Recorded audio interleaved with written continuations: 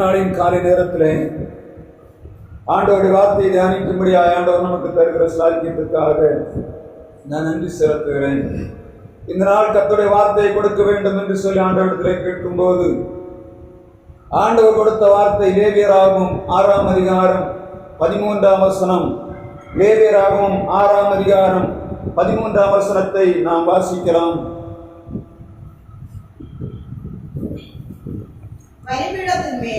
பலிபீடத்தின் மேல் அக்கினி எப்பொழுதும் எரிந்து கொண்டிருக்க வேண்டும். அது எப்பொழுதும் அவிந்து போகலாகாது. பலிபீடத்தின் மேல் அக்கினி எப்பொழுதும் எரிந்து கொண்டிருக்க வேண்டும். அது ஒரு பொழுதும் அவிந்து போகலாகாது. ஆண்டவர் மோசேக்கும் ஆரோனுக்கும் அவர் கட்டளை கொடுக்கும் போது, ஒரு மனிதன் ஆண்டவருடைய சமூகத்துக்குள்ளே வரும்போது அவன் முதலாவது செய்ய வேண்டிய பணியை ஆண்டவர் லேவியராகமம் 1ஆம் அதிகாரத்திலிருந்து அவர் சொல்லிக் கொண்டு வருகிறார். இந்த பலிபீடத்தின் மேல் அக்கினி ஒரு காலம் அவிந்து போகக்கூடாது. காரணம் என்ன? ஆண்டவருடைய ராஜ்யமானது உலகத்திலே ஸ்தாபிக்கப்பட வேண்டும். கர்த்தருடைய வல்லமை வெளியே வெளிப்பட வேண்டும். சாத்தானுடைய கிரியைகள் சுட்டரிக்கப்பட வேண்டும். எனவேதான் ஆண்டவர் ஆசரிப்பு கூடாரத்தை உருவாக்கும் போது முதலாவது சொல்லுகிறார், பலிபீடத்தை உருவாக்கு. பலிபீடத்தில் என்ன செய்ய வேண்டும்? இஸ்ரவேல் ஜனங்கள் ஆசரிப்பு கூடாரத்துக்குள்ளே வரும்போது அவர்கள் தங்கள் பலி மிருகங்களை, பலியின் காரியங்களை பலிபீடத்தின் மேல் வைத்து சுட்டரித்து விட்டு ஆண்டவருடைய சமூகத்திலே பிரவேசிக்க வேண்டும். ஒரு பலிபீடத்திலே ஆசரிப்பு கூடாரத்துக்கு முன்பாக பலியானது முழு நேரம் எரிந்து கொண்டிருக்க வேண்டும் என்று கர்த்தருடைய வார்த்தை சொல்லுகிறது. அதன் அர்த்தம் என்ன? இஸ்ரவேல் ஜனங்கள் ஆசரிப்பு கூடாரத்தை சுற்றிலும் பாளையம் இறங்கி இருக்கிறார்கள். இப்பொழுது ஆண்டவருடைய சமூகத்திலிருந்து அந்த அக்கினி எரிந்து கொண்டிருக்கிற வெளிச்சம் இந்த பாளையம் முழுவதும் வீச வேண்டும். முதலாவதாக. இரண்டாவதாக, இந்த பலிபீடத்தில் எரியப்பட்டிருக்கிற அந்த பலிமிருகமானது ஒவ்வொரு மனிதனும் அங்கே வரும்போது தன்னுடைய பலியை அங்கே செலுத்தி இருக்கிறான். அவனுக்கு ஒரு நினைவு இருக்கும், இன்றைக்கு என்னுடைய பலி அங்கே எரிக்கப்படுகிறது.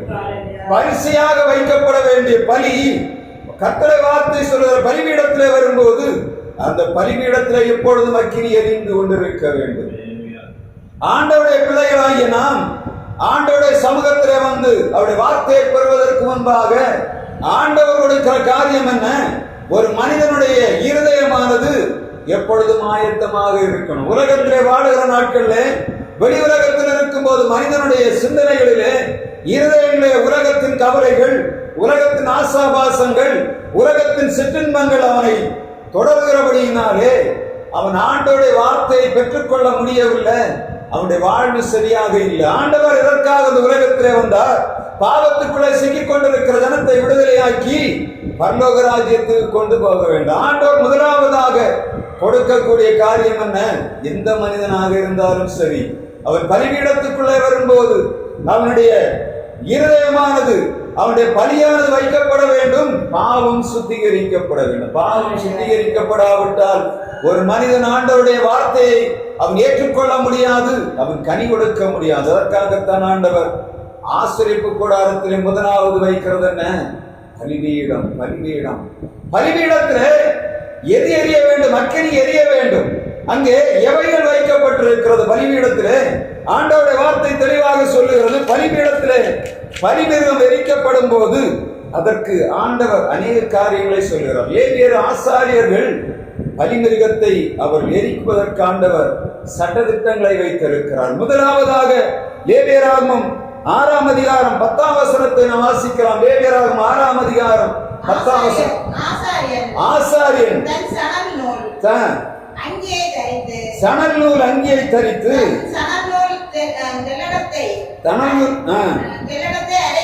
அறையிலே போட்டுக்கொண்டு பலிபீடத்தின் மேல் அக்கினியில் எரிந்த சாம்பலை எடுத்து பக்கத்திலே கொட்ட வேண்டும். பலி செலுத்தும் போது ஆசாரியன் செய்ய வேண்டிய வேலை என்ன?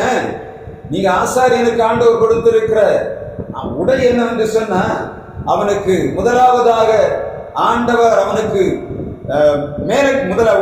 உள்கச்சையை கொடுக்கிறார், மார்பதகத்தை கொடுக்கிறார், சணநூல் சல்லடங்களை கொடுக்கிறார்.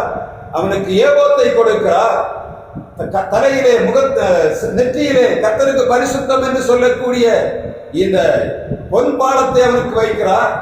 தலையிலே குல்லாவை வைக்கிறார். எல்லாவற்றையும் வைத்துவிட்டு தான் ஆசாரியன் உள்ளே பிரவேசிக்க வேண்டும்.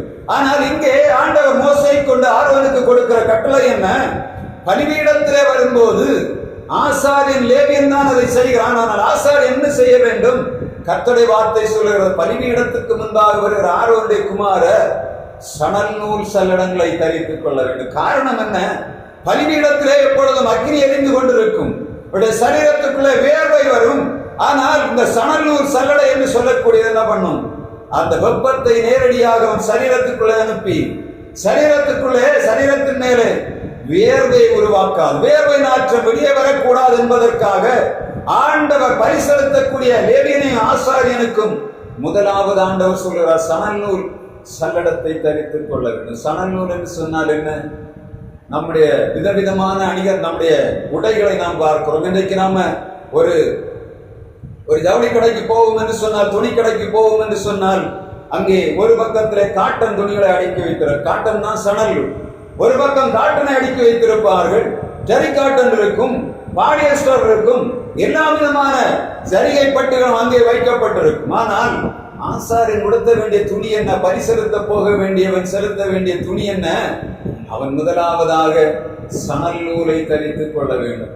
எல்லாராலும் வெறுத்து ஒதுக்கப்படுகிற ஒரு துணி என்ன? நீங்க பாத்தீங்கன்னா சணல் நூல் துணி, நம்ம காட்டன் துணி எடுத்துக்கொண்டு வந்தா எடுக்கும்போது என்ன சொல்லுவோம்? எல்லாரும் சொல்லுவார்கள், காட்டன் எடுத்தா என்ன பண்ண முடியாது, துவைச்சு காய போட முடியாது. காரணம் என்ன? காயாது. காட்டன் துணி காயாது. எனவே காட்டனை எல்லாரும் வெறுக்கிறார்கள். என்ன பண்ணுவார்கள்? ரொம்ப லெகுவாக இருக்க வேண்டும் என்று பாலிஸ்டர் துணி ஒரு தடவை தேய்த்து போட்டா இத்தனை வருஷம் வர காயாம இருக்கு. ஆனா காட்டன் எப்படி? இன்றைக்கு துவைத்தா மறுநாளும் துவைக்கணும். துவைக்கிறது மாத்திரமல்ல, அயன் பண்ணணும். ஒவ்வொரு நாளும் அயன் பண்ணணும். அது பெரிய கஷ்டமான வேலை. காட்டன் துணி, சணல் நூல் என்று சொல்லுவது எல்லாராலும் வெறுத்து ஒதுக்கப்படுகிற துணி, அதை ஆசாரியன் தரித்துக் கொள்ள வேண்டும். அந்த பரிசெலுத்துகிற மனிதன் தரிக்க வேண்டிய பரிமிருகத்தை அவன் கொண்டு வருகிறான். ஆனால் பரிசெலுத்துகிறவன் என்ன செய்யணும்? சணல் நூல் சல்லடத்தை தரித்துக் கொண்டு ஜனங்களுக்கு முன்பாக நின்று பரிசெலுத்த வேண்டும். முதலாவதாக ஒரு ஆசாரியன், ஒரு லேவியன் செய்ய வேண்டிய வேலை, பரிசெலுத்தும் போது அவன் சணல் நூல் சல்லடத்தை தரித்துக் கொள்ள வேண்டும்.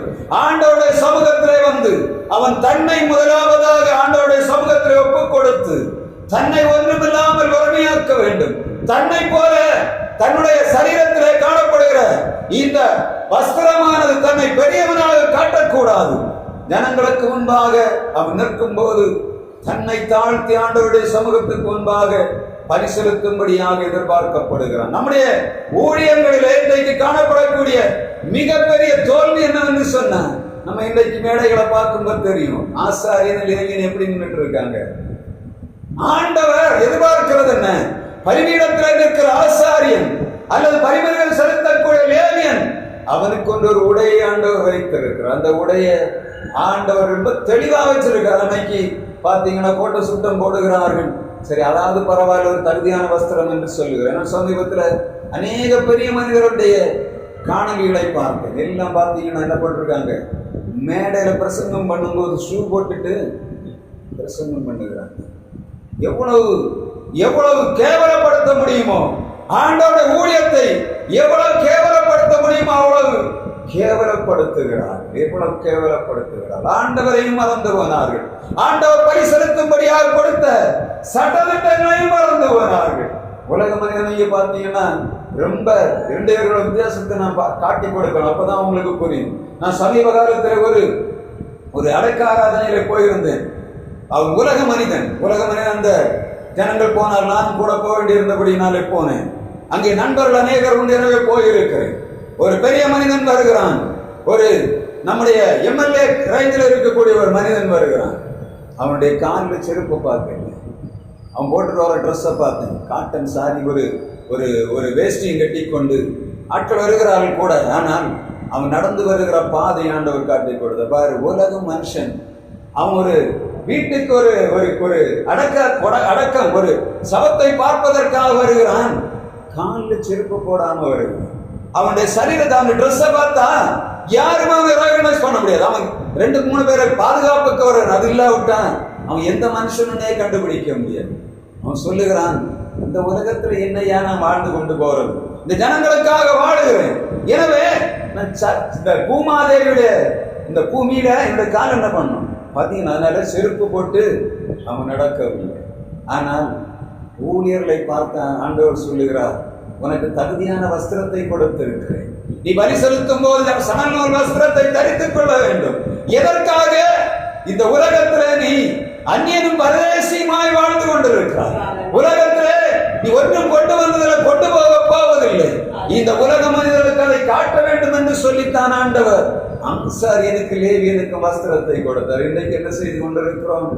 நான் சமீபத்தில் ஒரு ஆளை, நான் அவருக்கு டிவி இருக்கிற சேனல் இருக்கிறத பார்த்தேன். 10 லட்சம் ரூபாயை போட்டு நிற்கிறார். 10 லட்சம் ரூபாயுடைய கோட்டை போட்டு பிரசங்கம் பண்ணி கொண்டு நிற்கிறார். இவர் எப்படி ஜனங்களுக்கு எளிமையை பேச முடியும்? ஜனங்கள் வறுமைகளுக்குள்ளே கிடக்கிறார்கள். வறுமை ஜனங்கள் அவருடைய பிடியை பார்த்து ரொம்ப மோசமான சூழ்நிலைக்குள்ளே கிடக்கிறார்கள். கஷ்டப்பட்டு தான் காணிக்கை கொடுக்கிறார். ஒவ்வொரு மனிதனுடைய கையிலிருந்து வருகிற காணிக்க சுத்த வரவில்லை. ரத்தத்தை வேர்வையாக்கி கொடுக்கிற பணத்தை இவர்கள் அனாவசியமாக செலவு பண்ணுகிறார். கர்த்தருடைய வார்த்தை தெளிவாக சொல்லுகிறது, ஆசாரியன் லேவியன் பரிசெலுத்தும் போது சணல் வஸ்திரம் தரித்திருக்க வேண்டும். நம்மை பார்க்கிறார்கள், உலக மனிதம் பார்க்கிறார். இவர்கள் எப்படி வாழுகிறார்கள், நாங்க எப்படி வாழுகிறோம்? ஜனங்களே இடறி போகிறார்கள். வாழ்விலே பிறருக்கு நம்முடைய வாழ்வு மாதிரியாக காணப்பட முடியவில்லை. மிகவும் தகுதியான வஸ்திரத்தை ஆண்டவர் கொடுக்கிறார். பரிசெலுத்துகிற ஆசாரியன் முதலாவது செலுத்த வேண்டிய செய்ய வேண்டியது என்ன? அவன் தன்மேல் வைத்திருக்கிற அந்த எளிமையான வஸ்திரத்தை காட்டுகிறது. அது மாத்திரமல்ல, அவனுடைய வாழ்வு நடைமுறைகளிலும் மாற்றம் வேண்டும். நான் அநேக நேரங்களில் நானே போய் பார்ப்பேன், ஆண்டவர்கிட்ட சொல்ல, ஆண்டவரே நான் நிறைய சாப்பிட முடியும், ஆனால் தகுதியான அந்த வருமானத்துக்கு மேல நான் சாப்பிடக்கூடாதுன்னு நினைப்பேன். என்னுடைய சூழ்நிலைகள் ஆண்டவருக்கு தெரியும். ஆனால் நான் ஒரு ஹோட்டலில் போய் சாப்பிடணும்னா ரொம்ப கவனமாக யோசித்து சாப்பிடுவேன். ஆனால் நான் அதுக்கு பக்கத்தில் ஊழியர்கள் வந்து சாப்பிடுவார், குடும்பங்களை கொண்டு வந்து சாப்பிடுவார். இவருடைய வருமானம் என்ன? இவர் சாப்பிடுற சாப்பாடு என்ன பார்த்தீங்கன்னா ரொம்ப கேஷுவலா மற்ற ஜனங்களுக்கு வந்தாக டேபிள்ல உட்கார்ந்து அவள் சாப்பிடுகிறதை நான் பார்த்தேன். எவ்வளவு செலவு பண்ணுவாங்கன்னு தெரியல. மற்றவர்கள் சாப்பிடுற சாப்பாட்டை கம்பேர் பண்ணி பார்த்தாங்கன்னா இவங்க வெட்கப்பட வேண்டிய சூழ்நிலையில் இருப்பார்கள். உங்களுக்கு சாப்பிடணும், எங்க சாப்பிடணும்? வீட்டுல சாப்பிடணும். மற்ற இடத்துல, பொது இடத்தில் வந்த ஒரு ஊழியக்காரனுக்கு ஆண்டவர் கொடுத்திருக்கிறது என்ன? அவன் சணல் நூல் வஸ்திரத்தை தரிக்க வேண்டும். அந்த கடைக்காரன் சொல்லணும், இந்த ஊழியக்காரன் வந்தா இவனுக்கு இந்த சாப்பாடு தான் நான் சாப்பிடுவான். ஆனா ஒரு சில ஊழியர்களை பார்த்தோன்னு சொல்லுவாங்க, பாஸ்டர் அவர் வரும்போது எல்லாம் முழுசாக இருக்கணும், அங்கே சாப்பிடும்போது சாப்பிட்டு போவார். எவ்வளவு வருகிறது என்று தெரியவில்லை. ஆண்டவர் சொல்லுகிறார், சணல் நூல் வஸ்திரத்தை தரித்து ஆசாரியன் பரிசெலுத்த வேண்டும். நம்முடைய ஊழியர்கள் வளர்ச்சி பெறவில்லை. நம்மை பார்ப்பவர்கள் என்னென்னவோ கேள்வி கேட்கிறார்கள். காரணம் என்ன? நம்முடைய நடைகளிலே உடைகளிலே வேறுபாடை நாம் காத்துக்கொள்ளவில்லை. ஆண்டவருடைய வார்த்தை தெளிவாக சொல்லுகிறது, என் ஜனங்கள் பரிசெலுத்த வேண்டும். எப்படி செலுத்த வேண்டும்? அவருடைய நடைமுறை வாழ்க்கையிலே, வெளித்தோற்றத்திலே அவர்கள் ஆண்டவருடைய பிள்ளைகள் என்பதை உணர்வை காட்ட வேண்டும். நம்ம பார்த்தீங்கன்னா இன்றைக்கு இன்னொரு பக்கம் நம்ம சொல்லுவோம் என்று சொன்னா, ஊழியர்கள் எளிமையாக இருந்தாலும் ஊழியக்கார அம்மா மாதிரி எளிமையாக இல்லை. காரணம் என்ன? அவர் உலகத்தை பார்க்கிறார்கள். லோத்து நீதிமானா இருந்தான், லோத்துடைய மனைவியோ நீதிமானா இருக்க முடியவில்லை. காரணம் என்ன? அவருடைய ஆசையெல்லாம் உலகத்திலே கிடந்தது. ஆபிரகாமோடு வந்த லோத்து வழியிலே ஆபிரகாமை விட்டு பிரிகிறான். காரணம் என்ன? நம்ம தேடி பார்த்தா தெரியும், யாரு? ஆபிரகாமுடைய லோத்துடைய மனைவிதான், அவருடைய பிள்ளைகள் தான் இதற்கு காரணம் என்பதை நாம் மிக தெளிவாக புரிந்து கொள்ள வேண்டும். லோத்து ஆபிரகாமோடு வந்தான், ஆனால் ஆபிரகாமோடு நித்திய ராஜ்யத்தை சுதந்திரிப்பதற்கு லோத்து கிடைத்தது. அவருடைய குடும்பம் தாறுமாறாய் போனது. நம்முடைய வாழ்விலே ஆண்டவர் நமக்கு கொடுத்திருக்கிற ஒரு மிகப்பெரிய உன்னதமான வாழ்விற்கு என்ன? பரலோக ராஜ்யம். ஆண்டவருடைய கிருபாசனத்தின் வார்த்தைகளை கேட்கிறோம். எப்படி கேட்கிறோம் என்பதுதான் கேள்வி. ஆசாரியன் லேவியன் சணல் நூல் வஸ்திரத்தை தரித்துக் கொள்வான் என்று சொன்னார். அந்த ஜனங்களும் அவனை பார்ப்பார்கள். என்ற நம்முடைய ஊழியர்கள் இப்படி இருக்கு, நம்முடைய வாழ்க்கையும் இப்படி இருக்க வேண்டும். ஊழியன் அவ்வளவு அவனுடைய நடைமுறை பாவனை மாறும்போது அங்கே போகிற ஜனங்கள் என்ன பண்ணுகிறார்கள்? அந்த பாஸ்டரை பார்த்து ட்ரெஸ் பண்ணுகிறார். 10 லட்சத்துக்குன்னா இவங்க என்ன பண்ணுவாங்க? இவன் கடன் வாங்கி செலவு பண்ணுகிறார். வாழின் முடிவு என்ன? அவனுடைய வாழ்க்கையை அவன் மாதிரியாக பார்த்து இவனுடைய வாழ்வுடைய குடும்ப வாழ்வும் அழிந்து போகிறதை நம் அன்றாட வாழ்விலே பார்த்து கொண்டிருக்கிறோம். ஆண்டவருடைய பிள்ளைகளாகிய நாம் தாழ்மையை தரித்துக் கொள்ள, ஆண்டவருடைய பிள்ளைகளாகிய நாம் நம்முடைய வேறுபாட்டை பிறருக்கு காண்பிக்க வேண்டும். நம்முடைய வேறுபாடு காண்பிக்கப்படாவிட்டால் நம்முடைய ஜனங்கள் சந்திக்கப்படுவது மிக அரிதான காரணம். கர்த்தருடைய வார்த்தை சொல்லுகிறது, ஆசாரியன் லேவியன் பலி செலுத்தும் போது முதலாவதாக சணநூல் தரித்துக் கொள்ள வேண்டும், எளிமையை தரித்துக் கொள்ள வேண்டும். தேவ பிள்ளைகளாகி நாம் நம்முடைய நடையுடைய பாவனைகள், நம்முடைய வாழ்வு காரியங்கள் எல்லாம் பிறருக்கு மாதிரியாய் மாற வேண்டும். ஒருவேளை நம்ம பார்க்கிறவர்கள் நம்முடைய வெளித்தோற்றத்தை பார்ப்பார்கள் என்று சொன்னால் அதையும் அவர்கள் பார்த்து கொண்டிருக்கிற உணர்வு. இரண்டாவதாக ஆண்டவருடைய வார்த்தை சொல்லுகிறது, ஒரு ஊழியன் அல்லது ஒரு ஆசாரியன் பலி செலுத்துகிறதற்கு முறையை ஆண்டவர் வைத்திருக்கிறார். முதலாவதாக அவன் பலிபீடத்திலே போவதற்கு முன்பாக சணநூல் போட வேண்டும். இரண்டாவதாக அவன் கட்டைகளை அடுக்க வேண்டும் என்று கர்த்தருடைய வார்த்தை சொல்லுகிறது. லேவியராகமம் 6ஆம் அதிகாரம் 12ஆம் வசனத்தை நாம் வாசிக்கலாம். லேவியராகமம் 6ஆம் அதிகாரம் பலிபீடத்தின் மேல் இருக்கிற அக்கினி அவியாமல் எரிந்து கொண்டிருக்க வேண்டும். ஆசாரியன் காலைதோறும் எரியும்படி கட்டைகளை போட்டு அதன் மேல் சர்வாங்க தகன பலியை வைத்து அதன் மேல் சமாதான பலிகளை கொழுப்பையும் போட்டு அகனிக்க வேண்டும். இங்கே இரண்டாவதாக கர்த்தருடைய வார்த்தை சொல்லுகிறது, பலிபீடத்தின் அக்கினி எப்பொழுதும் எரிந்து கொண்டிருக்க வேண்டும். எதை வைத்து எரிக்க வேண்டும்? முதலாவதாக நாம் பார்க்கிறோம், கட்டைகளை வைத்து. முதலாவதாக பலிபீடத்திலே வைக்க வேண்டியது என்னத்தை? பலிபீடம் வைப்பதற்கு முன்பாக கட்டை வைக்கப்பட வேண்டும். அப்படிதானே? கட்டை வச்சாதான் என்ன பண்ணும்? ஏறி. ஆபிரகாம் தன்னுடைய குமாரனாகிய ஈசாக்கை கூட்டிக் கொண்டு மோரியாவுக்கு போகிறான். பலி செலுத்தும்படியாக அவன் கட்டைகளை எடுத்துக்கொண்டு போனான் என்று ஆதியாகமம் 22ஆம் அதிகாரம் 1ஆம் வசனத்திலே கர்த்தருடைய வார்த்தை சொல்லுகிறது. பலி செலுத்த போகும்போது என்ன வேணும்? கட்டை வேண்டும். இந்த கட்டை எப்படி இருக்கணும்? பலிபீடத்திலே வைக்கப்படக்கூடிய கட்டை முதலாவதாக அது எரியக்கூடிய சூழ்நிலையில இருக்கணும். அப்படிதானே? ஆசாரியன் ஒரு கட்டை எடுத்து வைக்கிறார் என்று சொன்னார், அந்த கட்டை எரியக்கூடிய சூழ்நிலையாக இருக்கணும். அது ஈரமாக இருக்கக்கூடாது. அப்படிதானே? ஈர கட்டை எரித்தா என்ன பண்ணும்? அங்கிருந்து புகை கிளம்பும். கர்த்தருடைய அந்த பலியானது எரிக்கப்பட முடியாது. கட்டை எப்படி இருக்கணும்?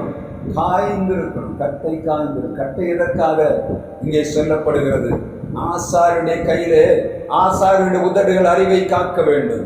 கர்த்தருடைய வேதத்தை அவன் உதடுகளிலே தேடுவார்கள். ஆசாரியனுடைய உதடுகள் அறிவை காக்க வேண்டும். அவன் உதடுகளிலே எதை தேடுவார்கள்? கர்த்தருடைய வேதத்தை தேடுவார்கள். நம்முடைய ஊழியருடைய வாழ்க்கையை நம்ம பார்த்தீங்கன்னா ரொம்ப கவனமாக இருக்க கூடிய சூழ்நிலைக்குள்ளே கிடக்கிறோம். நம்ம பிரசங்கம் பண்ணுகிறோம், எல்லா காரியங்களும் ஆலயத்திலே முடித்து விட்டு கீழே போகும்போது நம்முடைய வாயில் இருந்த ஒரு வார்த்தையை நம்ம பார்த்தோம்னா தெரியும் அவங்க எப்படிப்பட்ட ஆட்கள் என்பது தெரியும். ஆவிக்குரிய மனிதனுடைய வாழ்வும் பூமிக்குரிய மனிதனுடைய வாழ்வும் வித்தியாசமாக இருக்கும். மேலே ஏறும்போது அவனுக்குள்ள இருக்கக்கூடிய ஆவி வெளியே வெளிப்படும். வெளியே வரும்போது அவனுக்குள்ள என்ன இருக்கிறது? வார்த்தையிலே வெளிப்படும். இதுதான் ஆண்டவர் சொல்லுகிறார். ஒரு மனிதன் ஆசாரியன் லேவியன், ஒரு மனிதன் ஆண்டவருக்கு பலி செலுத்தும் போது கட்டை வைக்க வேண்டும். என்ன கட்டை வைக்கணும்? கர்த்தருடைய வார்த்தை மல்கியா 4ஆம் அதிகாரம் 2ஆம் வசனம் சொல்லுகிறது, கர்த்தருக்கு பயந்திருக்கிறவங்க நீதியின் சூரியன் உதிக்கும், அதன் செட்டைகளின் கீழே ஆரோக்கியம் இருக்கும், நீங்கள் வெளியே புறப்பட்டு போய் கொடுத்த கன்றுகளை போல வளர்வீர் என்று கர்த்தருடைய வார்த்தை சொல்லுகிறது. கட்டை எப்பொழுது காயும்? சூரியனுடைய வெப்பம் பட்டாதான் கட்டை என்ன பண்ணும்? காயும். கட்டை எரியணும் என்ன பண்ணும்? நல்ல மழையில கட்டையை காய வைக்க முடியுமா? முடியாது. வசனம் மல்கியா 4ஆம் அதிகாரம் 2ஆம் வசனம் சொல்லுகிறது, நீதியின் ஆனாலும் என் நாமத்துக்கு பயந்திருக்கிற உங்கள் மேல் நீதியின் சூரியன் உதிக்கும், அதன் செட்டைகளின் ஆரோக்கியம் இருக்கும், நீங்கள் வெளியே புறப்பட்டு போய் கன்றுகளை போல் வளருவீர் என்று கர்த்தருடைய வார்த்தை சொல்லுகிறது. நீதியின் அந்த கதிர்கள் கட்டையின் மேல் படும்போது கட்டை காய வைக்கப்படுகிறது. அந்த கட்டை என்ன கட்டை? அது ஆரோக்கியம் என்னும் கட்டை. அதன் செட்டைகளின் கீழே ஆரோக்கியம் இருக்கிறது. ஆண்டவராய் இயேசு கிறிஸ்து, நீதி சூரியனாய் இயேசுவின் கட்டைகள், அந்த கதிரானது அந்த கட்டைகளின் மேல் பாய்ச்சப்படுகிறது. அந்த கட்டைகளின் மேல் அந்த வெப்பம், நீதி சூரியன் வருகிற அந்த ஆரோக்கியம் என்னும் செட்டையானது, அதில் கதிர்களானது அந்த அந்த விறகை காய வைக்கிறது. எதற்கு காய வைக்கிறது? எரிய வைக்கும்படியாக காய வைக்கப்படுது. அப்படிதானே? நம்ம அநேக விறகுகளை பார்ப்போம். ஒவ்வொரு விறகும் எரிக்கும் போது ஒரு ஸ்மெல் வரும். பார்த்துருக்கா? வேப்ப மரம் எரிக்கும் போது ஒரு ஸ்மெல் வரும். அந்த நம்ம தேக்கு மரம் எரிக்கும் போது ஒரு கட்டையில் ஒரு ஸ்மெல் வரும். அப்படிதானே? தேக்கு கட்டை எரியும் போது தெரியும், தேக்கு எரியுதுன்னு தெரியும். அதே மாதிரி ஒரு சில மரங்களை நம்ம தொடர்ந்து பார்த்து கொண்டு இருந்தோம்னா ஆயின் எரியும் போது ஒரு ஸ்மெல் இருக்கும், பலாமரம் எரியும் போது ஒரு ஸ்மெல் இருக்கும். இந்த மரத்தின் கட்டைகள் அந்த மரத்துக்கு தகுந்தவாறு எரியும். அப்படியானா அந்த மரத்துக்குள்ள ஏற்றப்பட்ட சாரம் என்ன பண்ணும்? அந்த பரிமிருகத்தோடு எரிவதை நம்முடைய கண்களால் பார்க்க முடியும். ஒரு பரி எரியும் போது அந்த பரியின் வருகிற ஸ்மெல்லானது அதன் கட்டையில் இருக்கிற ஸ்மெல்லோடு சேர்ந்து வெளியே வரும். நாத்தம் பிடிச்ச அழிவு போன கட்டைகளை போட்டு அடிச்சா என்ன ஆகும்? ஸ்மெல் என்ன ஆகும்? அந்த ஸ்மெல் இந்த இதோடைய ஸ்மெல் வரும்போது சுகந்த வாசனை வராது. என்ன வரும்? தேவையில்லாத வாசனை வரும். இப்ப நீங்க பாத்தீங்கன்னா நம்முடைய பிரைம் மினிஸ்டர் இவளை எரிக்கும் போது, யாரு? இந்திரா காந்தி எரிக்கும் போது எதை வச்சிருக்காங்க? சந்தனக்கட்டை போட்டு எரிச்சாங்க. அதே மாதிரி ராஜீவ்காந்தி எரிக்கும் போது சந்தனக்கட்டை போட்டு எரித்தாங்க. எதற்காக? இந்த நாற்றம் வெளியே வரக்கூடாது. எனவே ஜனங்கள் நாற்றம் மாத்திரம் இல்லை, அவங்க பெரிய ஆளுன்னு காட்டுறது. சந்தனம் கொண்டு போடுவாங்க. ஆனா அவங்க எரிக்கிறதற்கு என்ன பண்ண? சந்தனக்கட்டையை பயன்படுத்தினார். காரணம் என்ன? இவர்கள் பெரிய ஆட்கள் என்று காட்டுவதற்காகவும் இந்த நாத்தம் வெளியே வரக்கூடாது. ரொம்ப மோசமான நாத்தமா இருப்பாங்க. என்ன பண்ணுவாங்க? அதை மறைப்பதற்காக கட்டைகளை போட்டு இருக்கிறார். ஆண்டவர் சொல்லுகிறார், தேவ ஊழியர்கள் ஒரு கட்டையை என்ன பண்ணணும்? ஜனங்கள் கொண்டு வருகிற பலிமிருகத்தை வைத்து எரிக்கணும். இன்னைக்கு நம்ம என்ன பண்ணுகிறோம் சொன்னா, நம்முடைய விறகுகள் எரிவதில்லை. விறகுனா என்னத்தை? ஆண்டோட வசனத்தை சொல்லுது. நம்முடைய வசனங்கள் ஆண்டவருடைய அந்த வெப்பத்தினாலே சரி பண்ணப்பட வேண்டும். ஒரு செய்தியை நாம் கொடுக்கும் போது அந்த ஜனங்களுக்குள்ளே அவருடைய பலியை, அவருடைய குற்றங்களை உணர்த்த வேண்டும் என்று சொன்னான். ஆண்டவருடைய வார்த்தை சரியாக அது காய வைக்கப்படும். நம்முடைய ஊழியங்களில் இன்றைக்கு காணப்படக்கூடிய மிகப்பெரிய தகராறு என்று சொன்னான், ஜனங்களுடைய பாவத்தை சுட்டி காட்டும் போது அவர்கள் எதிர்க்கிறார்கள். காரணம் என்ன? வசனமானது காய வைக்கப்படவில்லை. வசனம் காய வைக்கப்படணும். எப்படி வசனம் காய வைக்கப்படணும்? ஊழியர்கள் நம்ம விதைக்கக்கூடிய வசனம் எப்படி காய வைக்கணும்? யோசித்து பார்த்துருக்கிறோமா?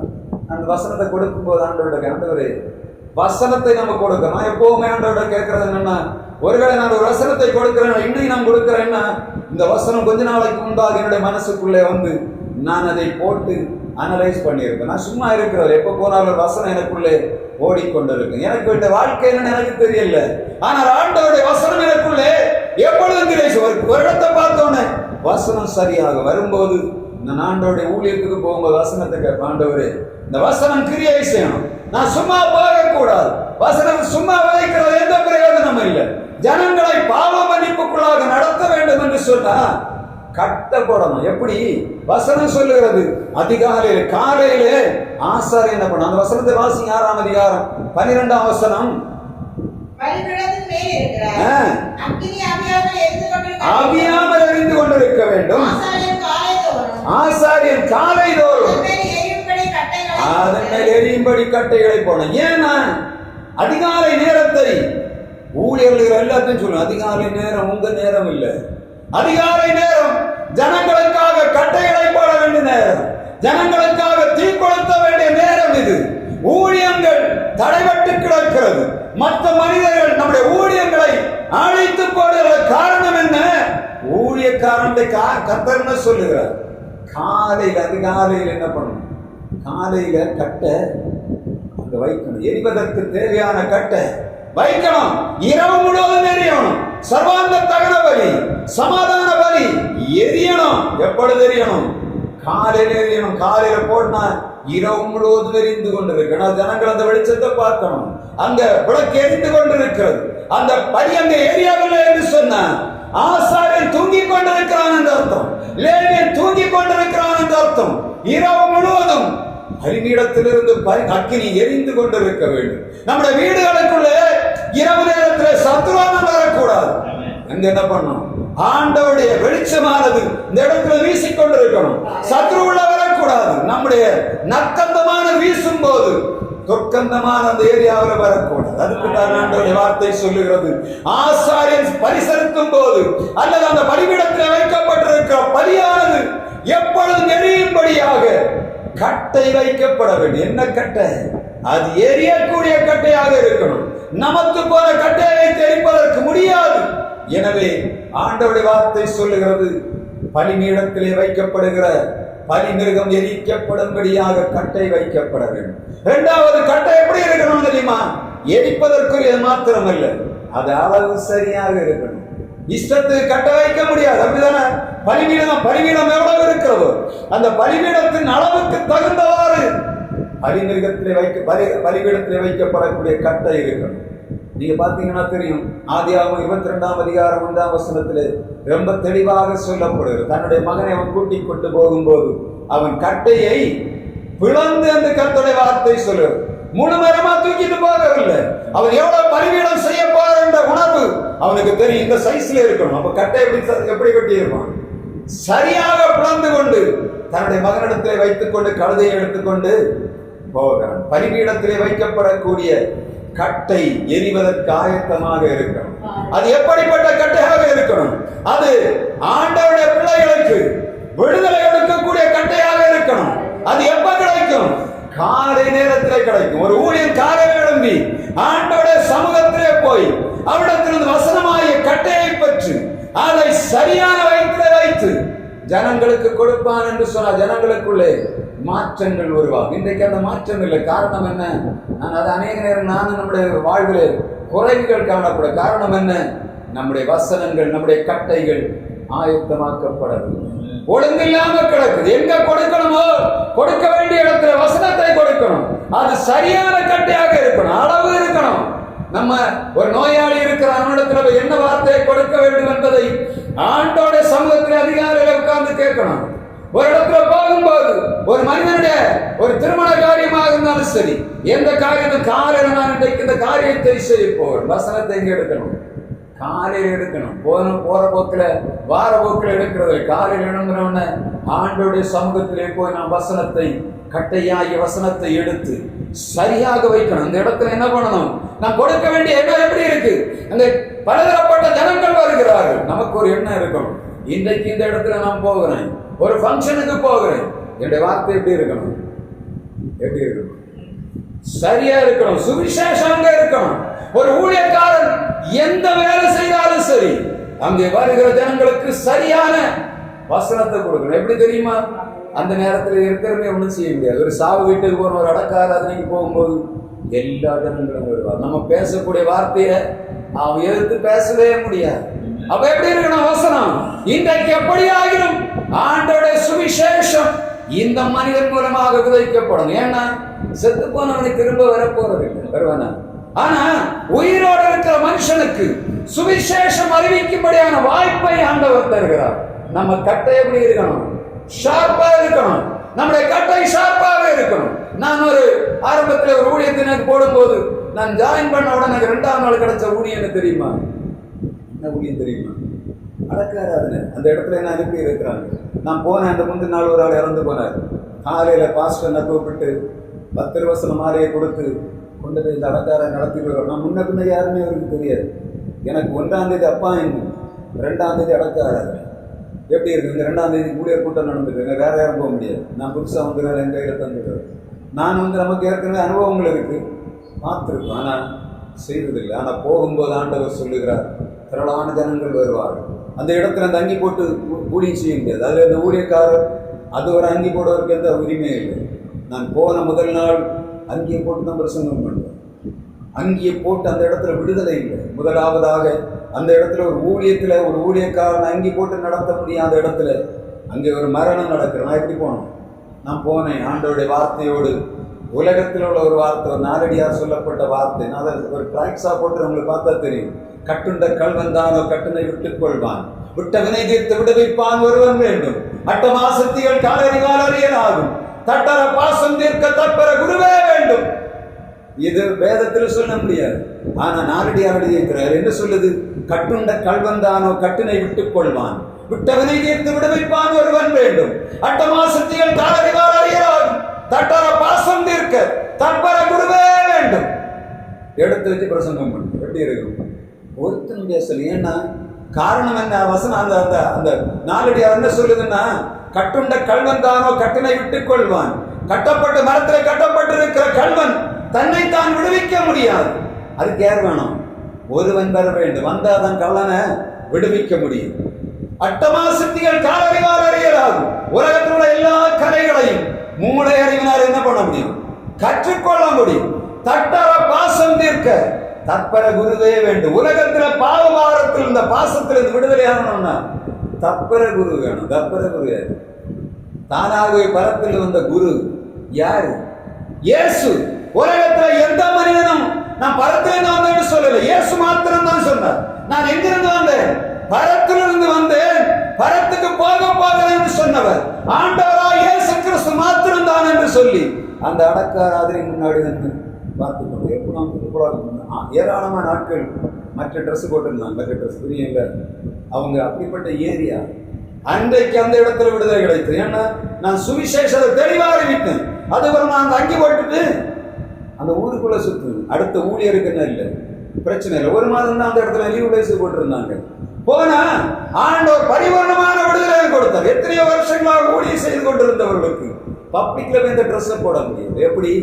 வசனம் விதைக்கப்பட்ட போது நான் வெளியே போகும்போது மரியாதை கொடுப்பாங்க. பஸ் ஸ்டாண்ட் இறங்கின உடனே மாஸ்டர் வருகிறார் சொன்ன அதுவரை ஒரு மாதிரி பார்த்து கொண்டிருந்த ஆட்கள் சொன்னார், பாஸ்டர் உங்களுக்கு இவ்வளவு விடுதலை ஆண்டவர் தந்தார் என்று சொன்னார். காரணம் என்ன? ஆண்டவர் செய்யற காரியம் ஆசாரிய உதவிகள் அறிவை காக்கணும். நான் இந்த வசனத்தை அந்த இதை என்ன பண்ணிருக்கேன், ஒரு ட்ராக்ஸா போட்டு வச்சிருக்கேன். 2 நிமிஷத்துல வாசிக்க முடியும். நான் கிட்டத்தட்ட அது ஒரு ஆரம்ப காலத்தில் அதை கொடுக்க வேண்டும் என்று நினைத்து நான் ரொம்ப போராடினேன். ஒரு 8 அணத்துக்கு 40 ரூபா ஆகும். பிறகு பார்த்தேன் ஒரு மொத்தமா அடிச்சா கூட வரும்னு பார்த்தேன். ஒரு 10,000 காசு 10,000 ட்ராக்ஸ் அடிச்சா 60 பைசா வரும். எங்கெல்லாம போராடி எடுத்து ஒரு 6,000 காப்பி அடிச்சேன். ஒரு 3,000 4,000 கொடுத்து விட்டேன். 2,000 போல நல்ல 2 நிமிஷத்துல வாசித்து கீழே போட்டு விடலாம். யாரா இருந்தாலும் சரி, கையை இருந்தா பார்த்து நான் கட்டுண்டா ஒரு பிரேக் செயின் போட்டு கட்டி வைக்கிறது. யார் என்னை விடுதலையாக்குவோம்? அதான் கேள்வி. கேள்வியோட வந்துட்டு எவனா இருந்தாலும் பார்த்தோன்னு கையில கொடுத்தா என்ன பண்ணுவாங்க? அதை வாசிக்காம கீழே போடுவாங்க. 2 நிமிஷம் நல்லா நீட்டா கலர் கொண்டு போட்டு மல்டி கலர் கொண்டு போட்டு ஒரு சின்ன பீஸ் A4 பீஸை வந்து பாதி இவ்வளவு கூட இருக்காது, இதுல பாதியில வைத்திருக்கு. ஏன்னா எனக்கு தெரியும் கொடுத்திருக்கிறது என்ன, ஆண்டவர் கொடுத்திருக்கிற ஊழியம். வாசனம் எப்பொழுதும் ரெடியா இருக்கணும். உலக மனுஷனுக்கு கொடுக்கிறதுக்கு ஆயத்தமா இருக்கணும். அதுதான் என்னத்தை ஆண்டவர் ஆசாரியனையும் லேவியனையும் பரிசெலுத்தும்படியாக ஆண்டவர் சொல்லுகிறார். கட்டை வச்சிருக்கணும். எப்போ? எப்படி? பலிபீடத்திலே வைக்கப்படுகிற கட்டை ஆண்டவராய் இயேசு கிறிஸ்துவினாலே சாரமைக்கப்பட்டிருக்கணும். அவருடைய பரிசுத்தாவினாலே சாரமைக்கப்பட்டு உலர்த்தப்பட்டிருக்கணும். சரியான இடத்துல சரியான வார்த்தையை கொடுக்கும்படியான ஞானத்தை வைத்திருக்க வேண்டும். மூன்றாவதாக ஆண்டவர் சொல்லுகிறார், பரிசெலுத்தும் போது செய்ய வேண்டிய வேலை. அதே 12ஆம் வசனத்தை வாசிங்க. 6ஆம் அதிகாரம். ஆவியாமல் எரிய வேண்டும், கட்டைகளை வைக்க வேண்டும், சர்வானந்த தகன பலி வைத்து சமாதான பலிகளை போட்டு சர்வாங்க தகன பலி வைக்கணும், சமாதான பலி வைக்கணும். எப்படி எரிய வேண்டும்? சர்வாங்க தகனி பலி வைக்கப்பட்டிருக்க வேண்டும், சமாதான பலி வைக்கப்பட்டிருக்க வேண்டும். லேவியராம் 1ஆம் அதிகாரம் 3ஆம் வசனத்தில் 8ஆம் வசனம் வரையிலும் சர்வாங்க தகன பலியை ஆண்டவர் சொல்லுகிறார். லேவியராம் ஆரம்பிக்கிறது பலி செலுத்துகிறதே ஆரம்பிக்கிறது. காரணம் என்ன? ஆண்டவருடைய பிள்ளைகள் பரிசுத்த ஸ்தலத்திலே வந்து கிருபாசனத்திலிருந்து வார்த்தையை பெற்றுக்கொள்ள வேண்டும் என்று சொன்னார். அவர் முதலாவதாக பலி செலுத்தணும். என்ன பலி? சர்வாங்க தகன பலி செலுத்த வேண்டும். 1ஆம் அதிகாரம் லேவியர் 3ஆம் வசனத்திலிருந்து நான் தொடர்ந்து வாசிப்போம் என்று சொன்னா நான் வாசிக்கிற 3ஆம் வசனம், அவன் செலுத்துவது மாட்டு மந்தையில் எடுக்கப்பட்ட சர்வாங்க தகன பலியானால் ஒரு பழுதற்ற காளை எடுக்கணும். பழுதற்ற காளையை செலுத்தும்படியாக ஆண்டவர் சொல்லுகிறார். சர்வாங்க தகன பலி நான் கொஞ்சம் உங்களுக்கு எக்ஸ்பிளைன் பண்ணி விட்டு போற நேரம் இல்லை. அந்த சர்வாங்க தகன பலி என்று சொன்னா அவன் காளை எடுக்க வேண்டும் என்று சொல்லுகிறார். காளை எடுத்து அதற்கு பின்பாக 3ஆம் வசனம் 8ஆம் வசனம் வரையில் சொல்லப்படுகிறார். என்ன பண்ணணும்? காளையுடைய தோலை உரிக்கணும். தோலை உரித்து சர்வாங்க தகனத்தை அந்த சரீர அங்கம் முழுவதை துண்டு துண்டாக அவன் அதை வெட்டி பலிபீடத்தின் மேல் வைக்கணும். தோலை உரித்து அவன் வெளியே போட வேண்டும். இரத்தத்தை எடுத்து பலிபீடத்திலே தெளிக்க வேண்டும். சர்வாங்க தகன பலி செலுத்துவது என்று சொன்ன சாதாரணமான காரியம் அல்ல. பலிபீடத்துக்குள்ளே ஆசரிப்பு கூடாரத்துக்குள்ளே வருகிற ஒரு மனிதன் தன்னுடைய பாவத்தை அறிக்கையிட வேண்டும். எப்படி? முழுவதுமாக கர்த்தருடைய வார்த்தை சொல்ல செய்திகள் அனைவரும் கேட்டிருக்கிறார்.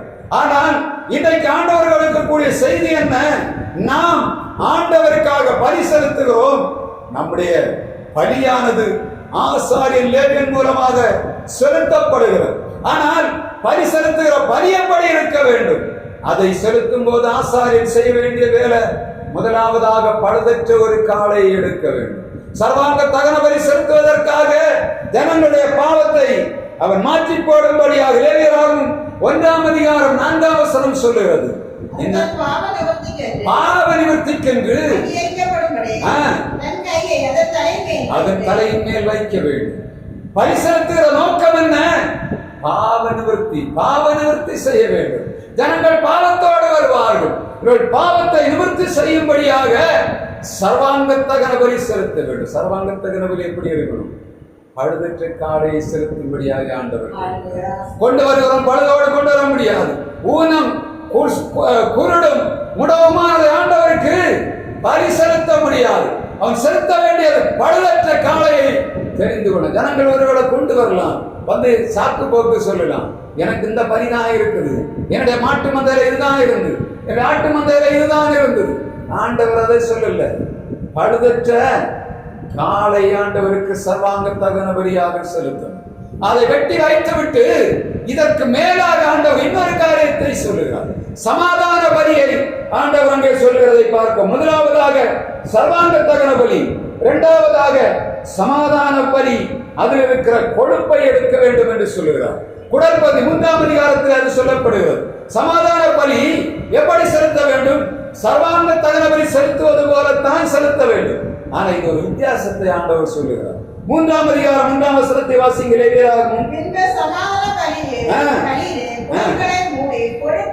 கொழுப்பையும்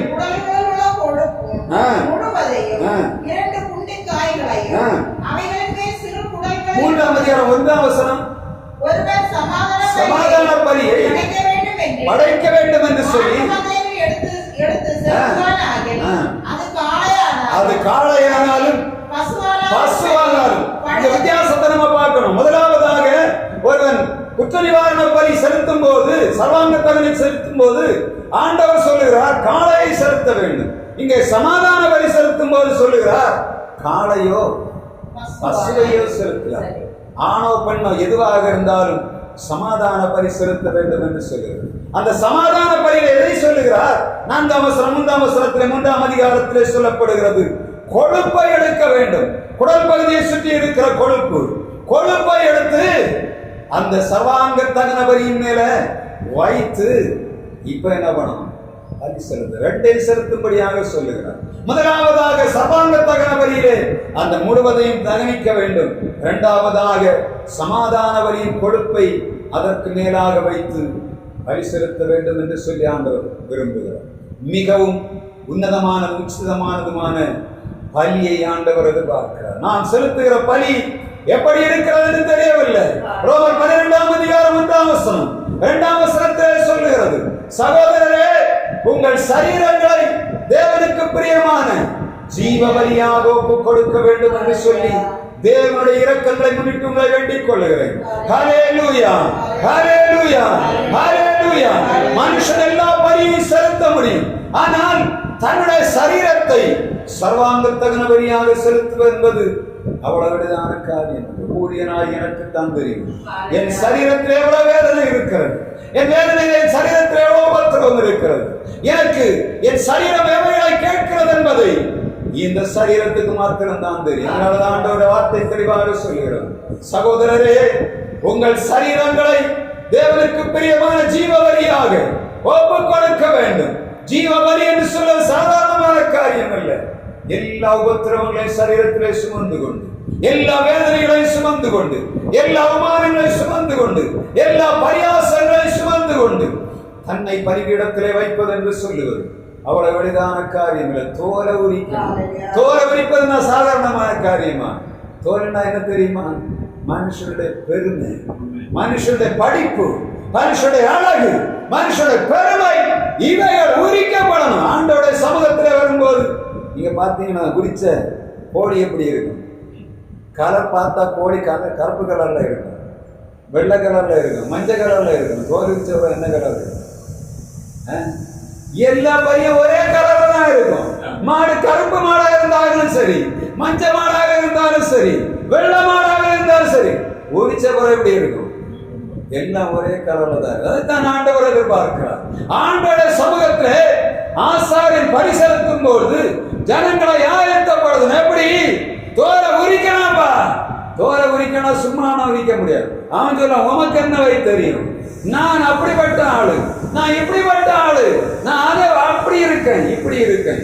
எல்லா மனிதனுக்கு உள்ள போராட்டம் இதுதான். இப்ப பாத்தீங்கன்னா ஜனங்கள் படிப்பு, அழகு, வயது, இவைகளை பார்க்கிற அந்தஸ்து, இதுதான் என்ன பண்ணுது இன்னைக்கு.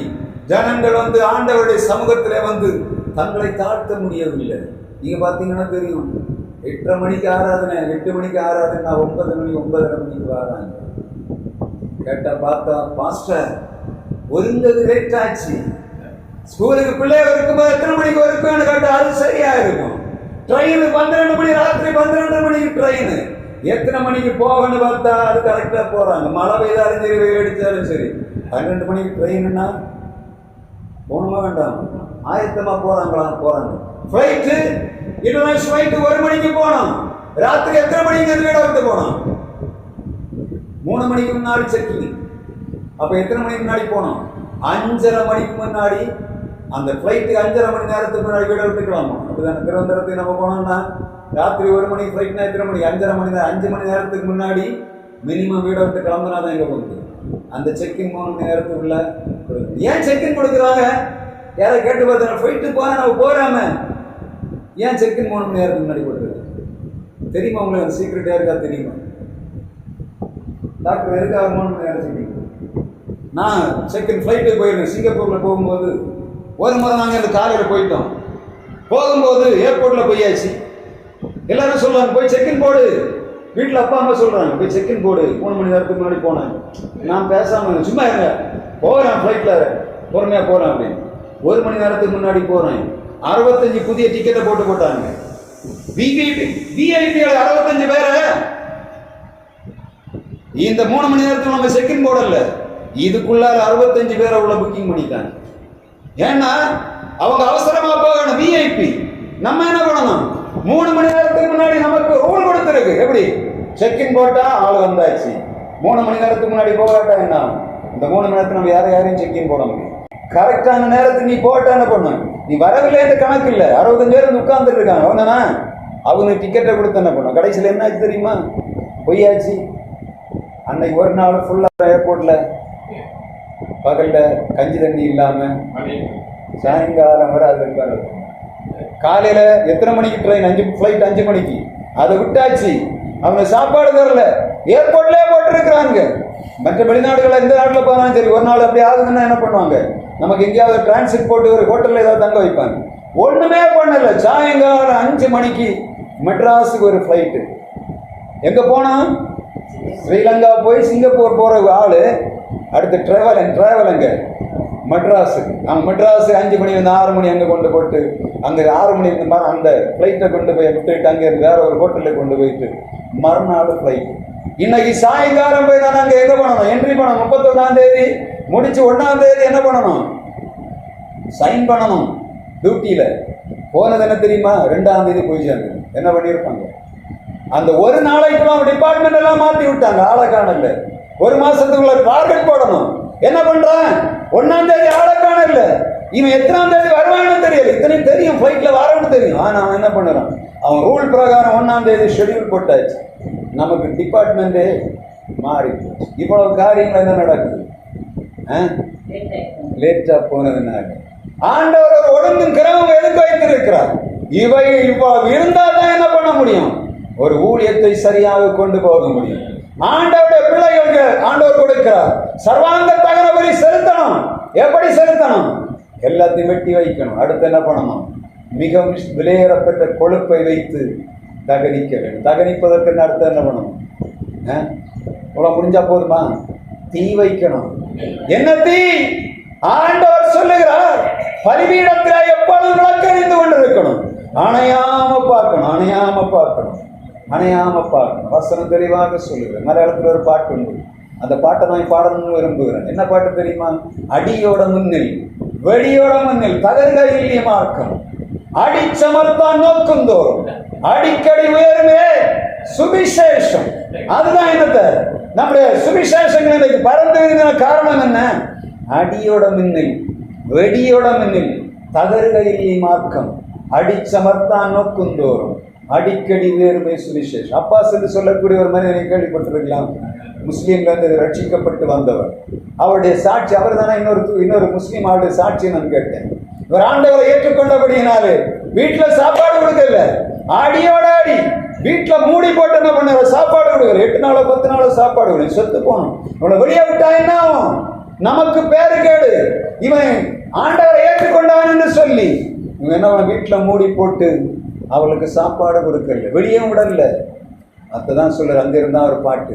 அடியோட முன்னில் வெடியோட முன்னில் தகருகையில் மார்க்கம் அடியோட முன்னில் வெடியோட முன்னில் தகருகையில் மார்க்கம் அடிச்சமர்த்தான் நோக்கும் தோறும் அடிக்கடி உயருமே சுவிசேஷம். யுவாக்களே ஸ்நேகிதரே நாம் இயேசுவின் நாய் பொருதான் வஜனம் என்ன வாழெடுத்து சத்ருவ கீழ்ப்படுத்தான் வஜனம் என்ன வாழெடுத்து சத்ருவ கீழ்ப்படுத்தான். ஆசாரியன் லேவியன் பலி செலுத்தும்படியாக செய்ய வேண்டிய வேலை தீ அணையாம பார்த்துக் கொள்ளணும். அவனுடைய வாழ்க்கை அநேக போராட்டங்கள் உண்டு. ஊழியக்காரனுடைய வாழ்விலே அநேக போராட்டம் உண்டு. ஆண்டவருடைய வார்த்தை விதைக்கிற மனிதனுக்குள்ளே ஏராளமான தோல்விகள் அவனுடைய வாழ்விலும் போராட்டங்களும் உண்டு. ஆனால் கொளுத்த வேண்டிய தீயை சரியா கொளுத்தும்படியாகத்தான் ஆண்டவர் இந்த காலை நேரத்தில் உங்களுக்கு செய்தியை கொடுக்கிறார். நம்முடைய சூழ்நிலை, நம்முடைய பலவீனங்களை பார்த்து கொண்டிருந்தவன் சொன்னான், சுவிசேஷமானது பரவ முடியாது. கர்த்தர் நமக்கு கொடுத்திருக்கிற உன்னதமான நோக்கம் என்ன? தீ அணையாமல் பாதுகாத்துக் கொள்ளணும். அது நம்முடைய வாழ்வில் தாழ்வானாலும் உயர்வானாலும் மேலானாலும் பள்ளமானாலும் ஓடி போக வேண்டும் என்று சொல்லி ஆண்டவர் நம்முடைய கையில கொடுத்திருக்கிற பொறுப்பு என்ன? தீபஸ்தம்பம் அணையாமல் பாதுகாக்கணும். அதுதான் ஆண்டவருடைய நமக்கு ஆண்டவர் தருகிற மிக விசேஷமான காரியம். நம்முடைய கையிலே கொடுத்திருக்கிற பொறுப்பை சரியாக உணர்ந்து நாம் தீயணையாமல் பாதுகாப்போம். தொடர்ந்து கர்த்தர் நம்மை நடத்துவாராக. பலிபீடத்திலே அக்கினி எப்பொழுது எரிந்து கொண்டிருக்கும்.